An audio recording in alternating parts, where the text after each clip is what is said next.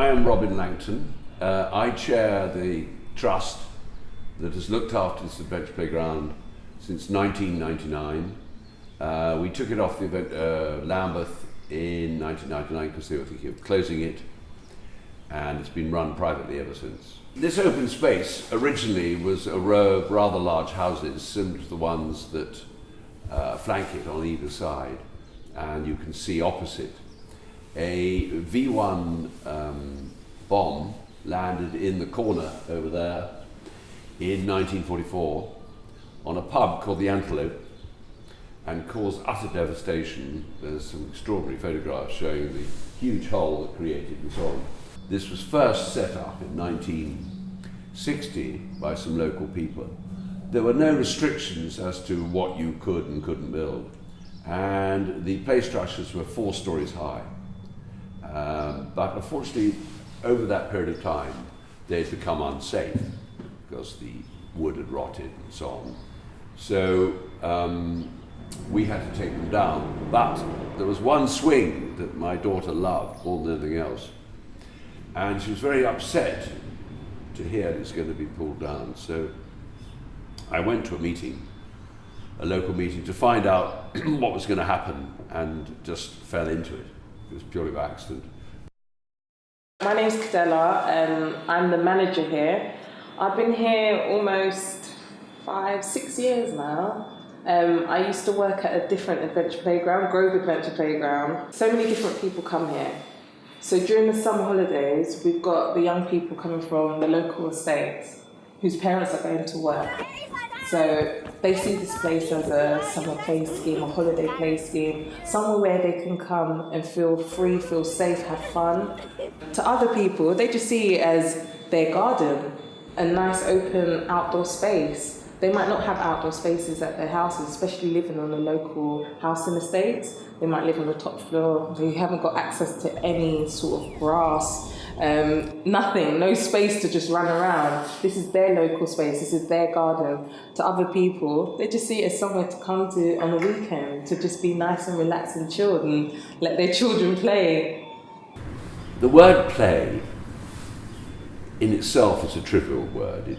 To play suggests that you've got nothing serious to do. But it's fundamental, particularly in built-up inner city areas. Children live on the whole in inner city areas in small high-rise flats where there is little outside space, and if it is, it's just a balcony.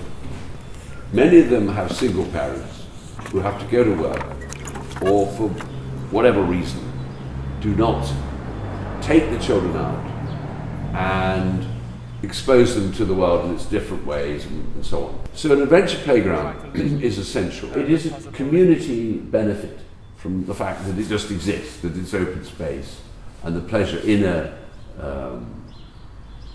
city of being able to look to a horizon. It's like looking at a big front garden.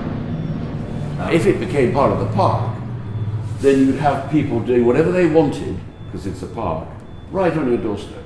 I like to think that we offer something to all different people within the community. That's why we want to expand, not just for young people, but for older people as well. Last weekend, we had the revolving dinner party here. We have various local societies, like the Allotment Society, like the local Residents Committee. They all have their annual general meetings here. A live art program, so people come and draw, things like that. Yoga, any number of things that could be useful. Disco fitness classes, so the lights are off, the music's on, everyone just dances, and it was really good. It was successful, so we hope that that can continue. And then we have companies like Peter Jones, John Lewis, Goldman Sachs, Ricoh, PricewaterhouseCoopers, all different large companies. Groups of people who work there, sort of 30 numbers, will come here and have a day out. We have to find things for them to do. Well, there's a big open space.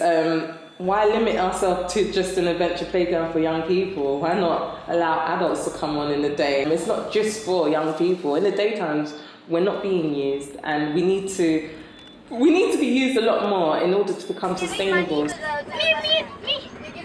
Okay, you got 5 seconds. 4, 3. Stop. There's a tree. Okay, cool. Okay. Do we have to... Nice. Okay, guys. You can bring your head.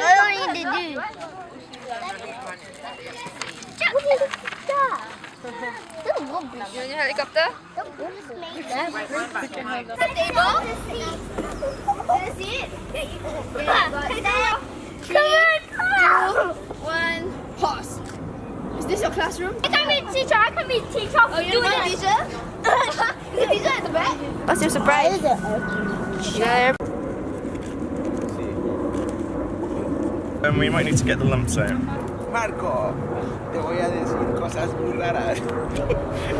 I took it for some.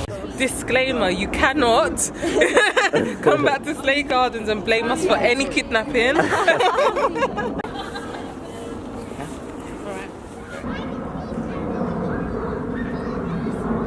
I think it's quite a good location because it shows the diversity and the diverse community that we live in. We hope that we can offer different services to everyone in the community. So it's limitless what you could use it for.